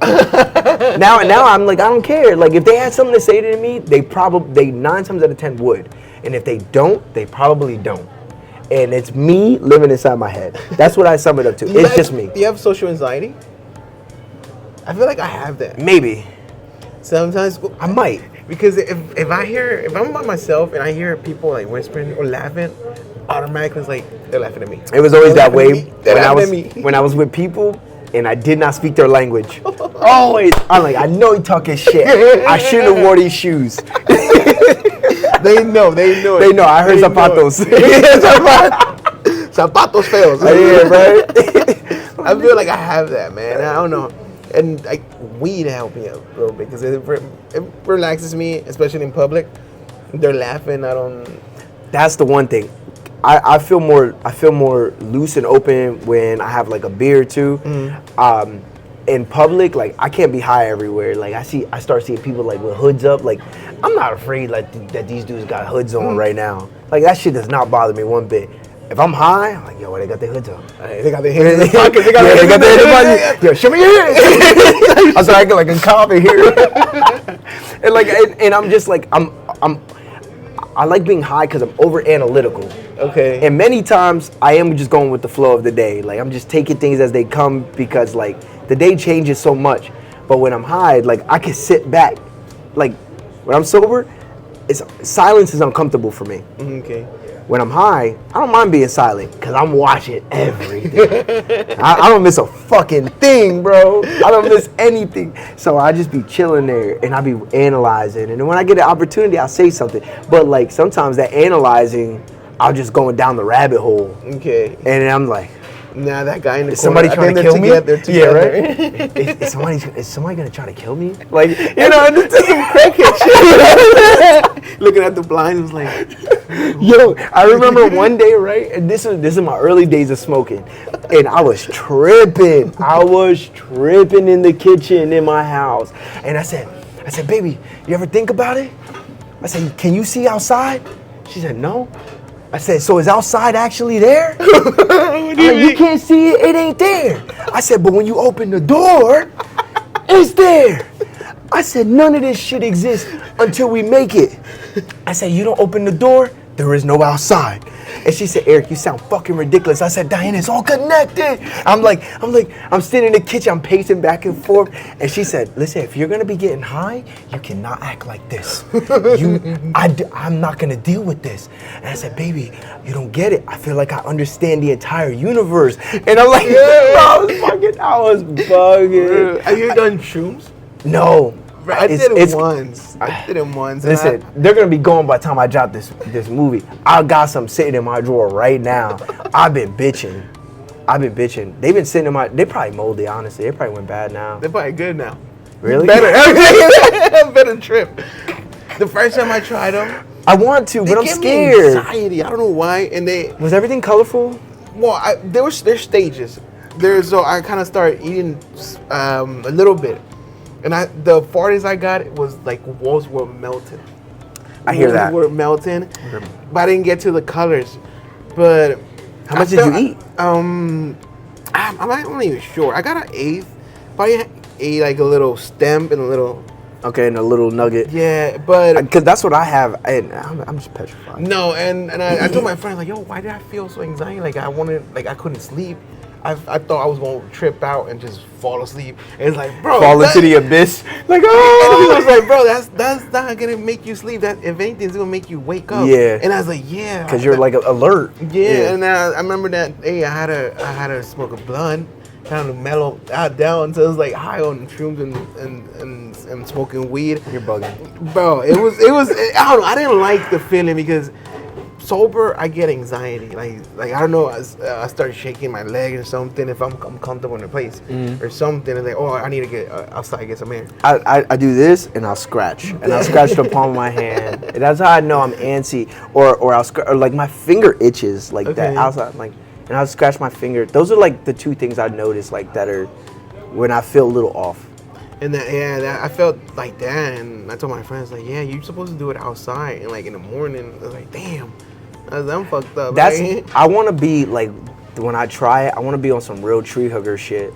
Bro, you gotta do it outside and like you have to have Like in nature. Like nature, that's how I want to do have it. someone that you can trust. Yeah. And I already talked to my wife. My wife said she'll be my babysitter. Okay, yeah. Because I know I'm gonna be acting and up. your mentality is like you have to go in and say, all right, it's good. I got my I don't know how you call DD. Yeah, you got your DD. That's your DD. And yeah, because my friend he's done it babysitter. before. He's done it before, and he told me like, yeah, you kind of did it wrong. I was like, fuck. All right, so I'm not trying that no more. I've always said like the first time I try it, like I'm okay with doing it in the house, but I also would like to be outside. I want to be able to be in grass. I've always imagined myself like in grass near nature. I've had them, no lie, for a couple months, and I've just been so afraid to try them. Like, man, I watch like a lot of podcasts where people talk about shrooms, and I'm really like into like I don't want to say drugs because like I don't fucking care about meth and crack and heroin. Like I'm not interested in that shit. But like I've seen people like do acid and what's ashwagandha? What's that not other one? Is it ashwagandha? Not ashwagandha. Shrooms, acid. There's one where it's fucking like the toad venom. I know what you're talking about. I don't know why I'm blanking right now. Where they do it with shamans and shit. Yeah, in Mexico too. Yeah. You fucking go into like the back roads. MTM? DMT. DMT, yeah. There's DMT and there's one more. The other one, salvia? Was it salvia? I don't know what that is. It's some type of weed or something like that. Or There's one more I'm trying to think of that like you do with shamans. It's not DMT is something you can get like personal usage, like you could find DMT, but there's one that like people go on like retreats in like the jungles of Brazil to do. Like I've always imagined I wanted to try one of those too.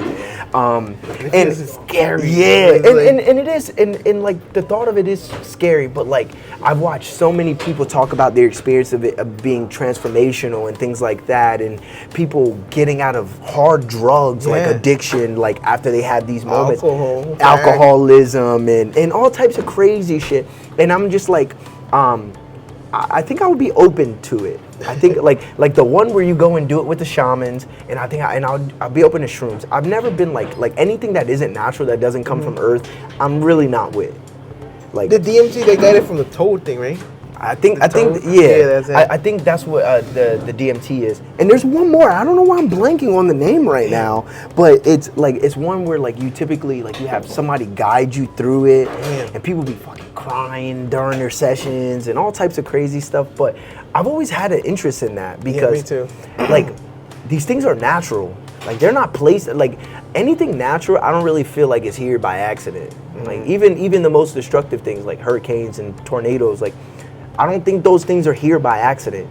Like I think they all serve its purpose. So I think, I mean, the animals ain't eating them, and we know what it does to humans, you know, and we know that some people have very enlightening experiences. So I've always been one to say, like, I think I'll try just about everything once, as long as, like, I agree. Like, I'm not trying nothing, like, crazy, like heroin or meth. Nah. That's not happening. Like, that shit's crazy. That's destructive. man-made, But, like, bro. shrooms, so, like, I'll definitely try shrooms at some point. My boy said acid, but I'm not real big on acid, because it's, like, that's a science project. Okay. That's what I call it. But he told me the same thing. He's like, yo, bro, everything's just started melting around me. I'm like, I'm okay. I'm okay on that. Yeah, I mean, I don't know. It's the mushrooms. I feel like I tried it enough. Where like I think I had it one. Wait, I was gonna say, how many times you tried it? 2 times. 2. And the first one was like that. I don't know. I couldn't.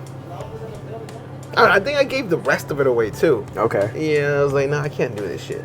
So, but yeah, the other stuff I'm willing to try too. I think weed, like for like the average person, is a good enough hallucinogen where it gives you just enough of a trip to where you're not actually gonna lose your shit. Like I think shrooms, depending on how much you take, you could truly lose your shit. but like depending on like how much shrooms you take, you might just like have like not the greatest experience, but you know, it's not a horrible experience at the same time.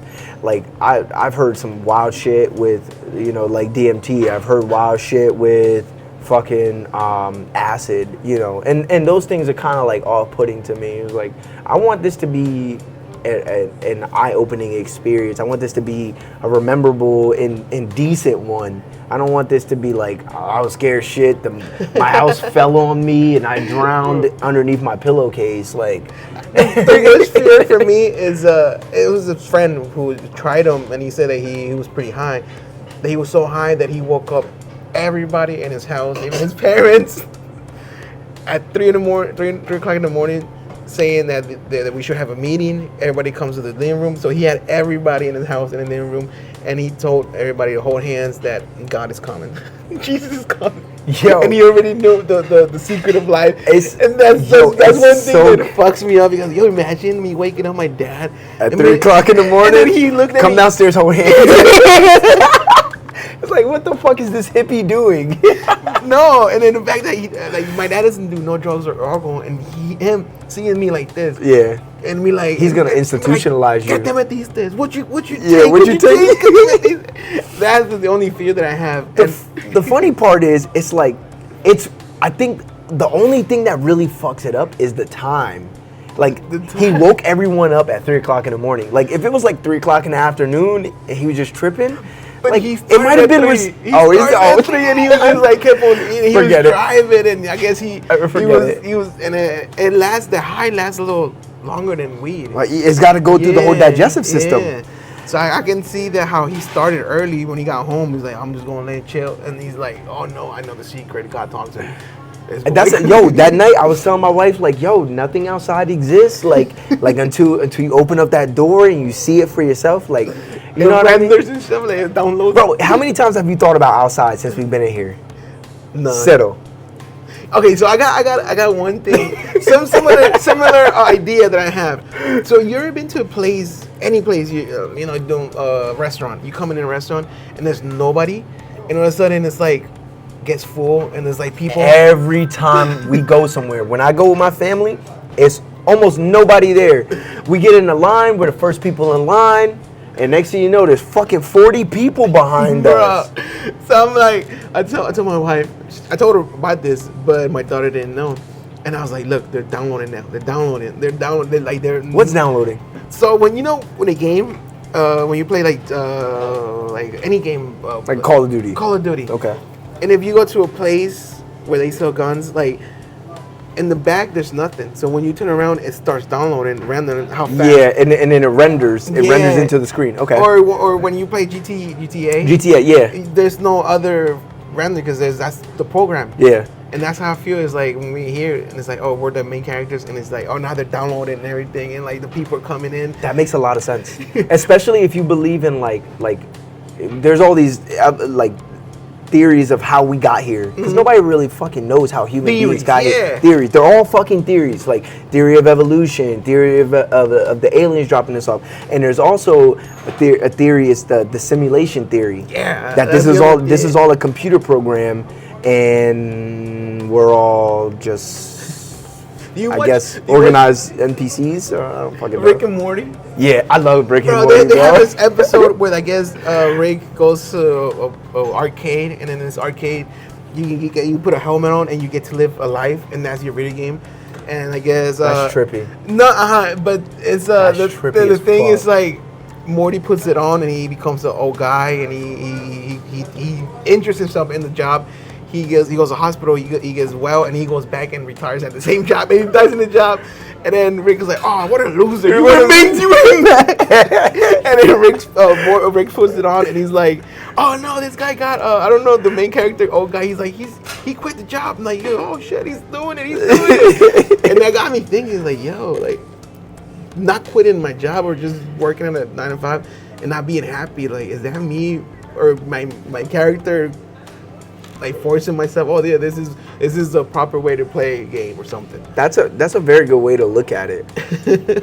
Oddly, like I know the Rick and Morty thing is fucking out there, but that's a really good way to look at it. Yeah. And when I rapped when I was younger, I always rapped about the future.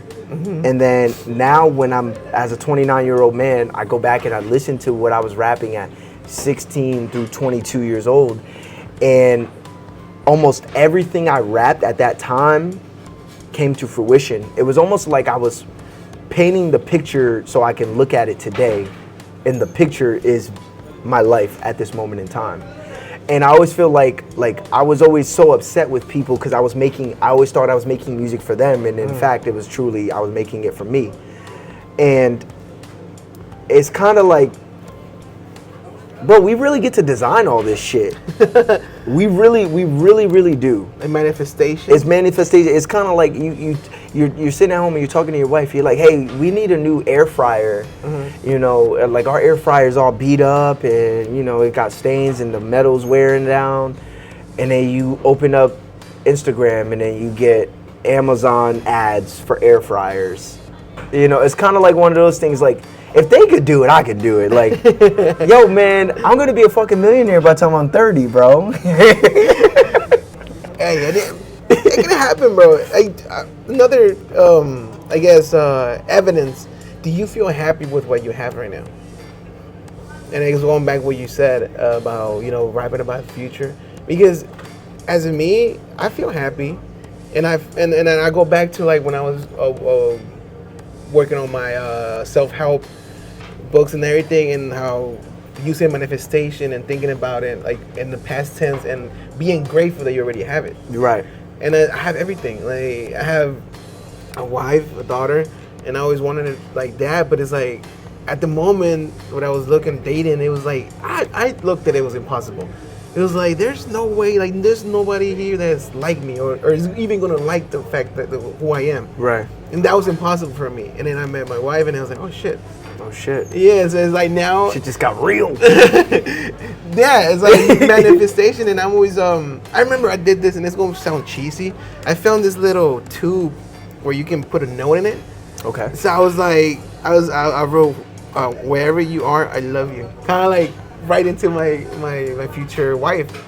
I never let it go. I was gonna let it go in the balloon and everything. I was gonna say, what'd you do with it? No, I threw it away, but I never did. Wrote that and Shit, do that shit in a river and just see where it ended up. And that's something that I was like, all right. And I don't support littering.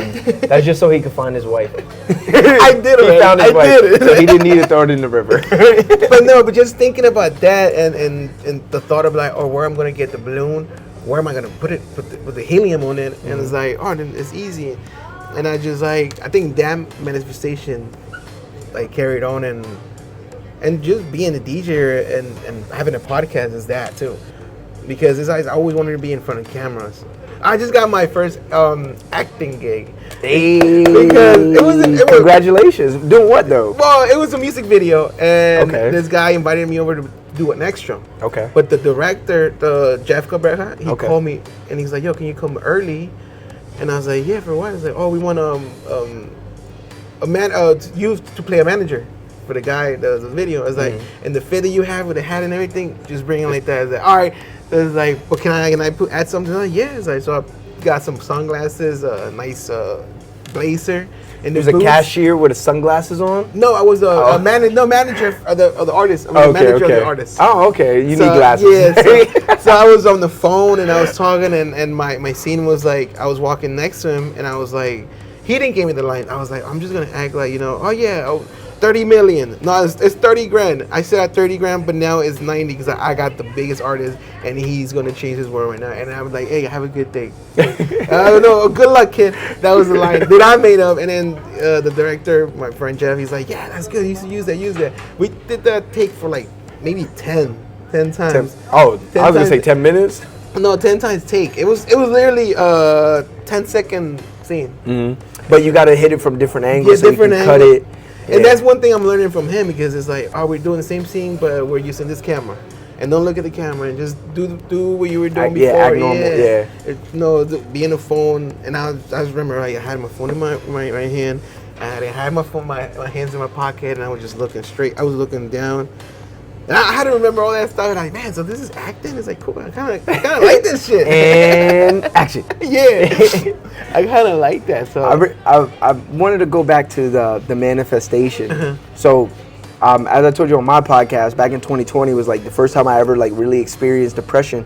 One of the things that I found while like deep diving on like I was looking for resources to help gain understanding of myself on YouTube. okay. And that took me down a fucking wild ride. But I ended up on these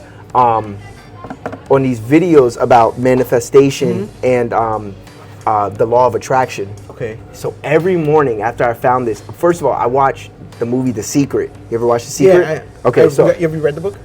I have the book. I didn't finish it, but I watched the movie. So I watched the movie The Secret, and I'm like, wow, this is fucking fascinating.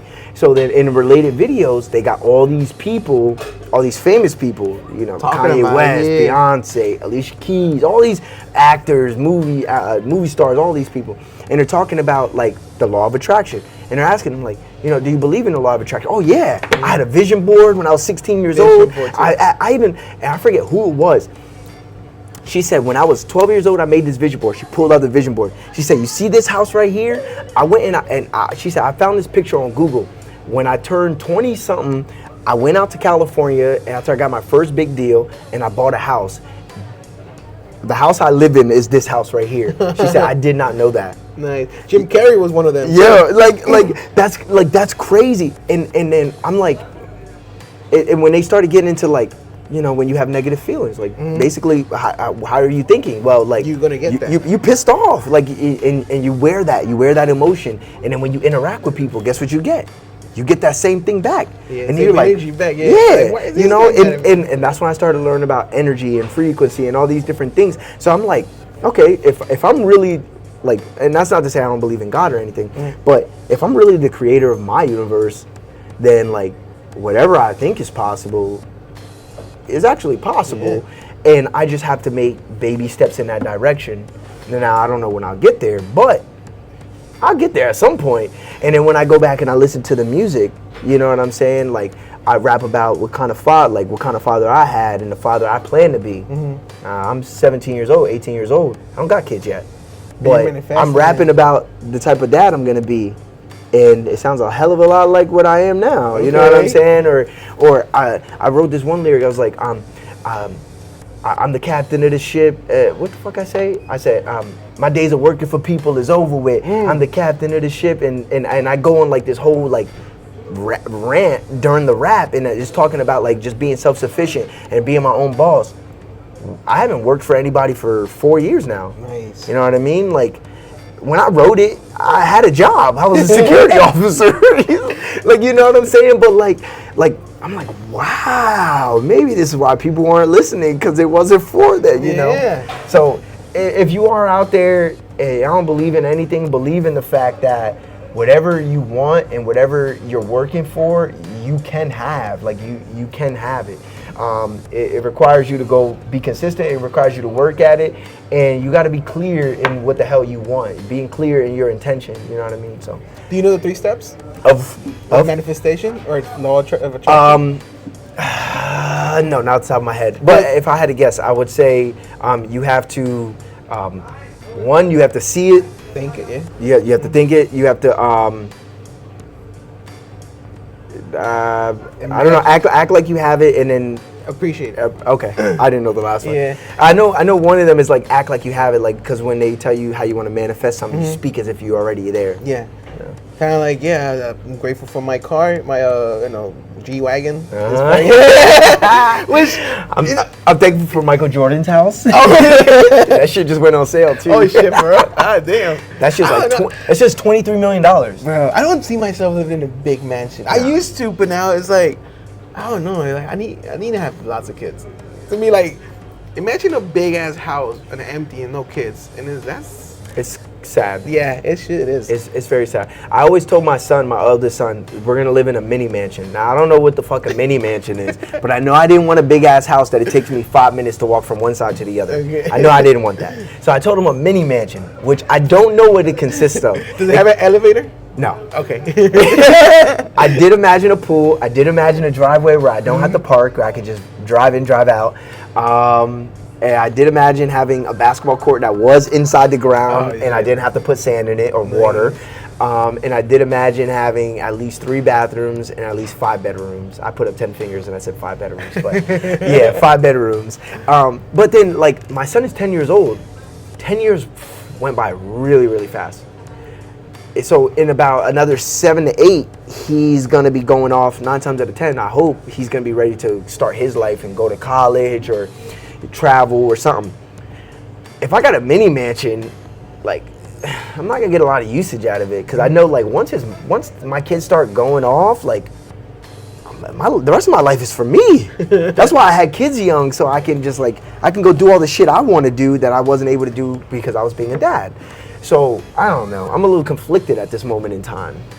You think you get everything together, bro? I feel like you got your head on right. Well, thank you. I appreciate that. I appreciate that for real.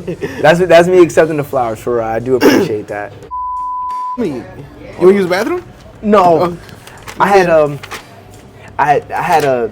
Okay, I'll be honest. So when I was 17 years old, 16, 17 years old, I had a condition called testicular torsion. Are you familiar with that is? No. Okay, so you have these 2 veins that your balls hang from, and essentially the veins get twisted and it cuts off the circulation to your testicles. Oh shit. And then you have to have an emergency surgery or you can lose your balls. What the fuck? Yeah, so I had that surgery one random day. I wake up in the morning, my wife leaves off to work. I'm like, oh, my balls hurt. I was trying to have sex with her before she left, so I'm thinking she just gave me blue balls. So I try to rub one out. It's still kind of painful. Black people think everything will be cured with a hot shower, so I get in the shower. That doesn't help. So I'm like just like kind of grimacing in pain, and I call my wife. I'm like, hey, I think something's wrong here. And luckily, because I was trying to get frisky, she missed the bus, so she comes back up. And then I don't know why I didn't really look, but by the time she got home and I actually looked at my balls, they were like damn near double the size, their normal size. And it's because the circulation had been cut off for quite some time. It didn't feel like a big. I mean, they're like this big. They're like this big at this time, but it's painful. It's painful as shit. It's hard to do anything. So I throw on a big T-shirt. Luckily, my godfather was late to work that day, who lived next door to my wife at the time when we were teenagers. And he drove me to the hospital, and I ended up having to have emergency surgery. Damn. So yeah, and they had to untwist my balls and then shorten one of the veins so it wouldn't happen again and stuff. And I had to talking about it, making me weak. And so now, right, whenever I sit in chairs that are like perfectly 90 degrees, after so long of my balls sitting in a certain spot, it starts to like feel uncomfortable. It kind of feels like I got hit and like somebody went like this. So that's what I'm feeling right now. So I've like been trying to like get them a little bit. What did you talk about in the podcast? Yeah. My balls. My balls. All right, man. Hey, before we leave, can you give us a positive message? Yes. Listen, for all the parents out there, this is for the parents. For all the parents out there, kids don't need much. Your kids do not need much. They don't need the newest toy. They don't need the newest of anything. What they need is family and love. So let's not forget the message of Christmas, which is sharing time with one another, spending time with one another. And let's not be so focused on getting our children the newest things. A lot of us went our childhood without, and we came out to be just fine in many cases. So let's not think that our children will be any less, and remember that you are their parents, so they have a great opportunity ahead of them to be the person that they need to be in this life. So don't break y'all backs, don't break y'all pockets trying to get them the newest things. At the end of the day, they just want love and family. If you could provide that, then they got everything they need.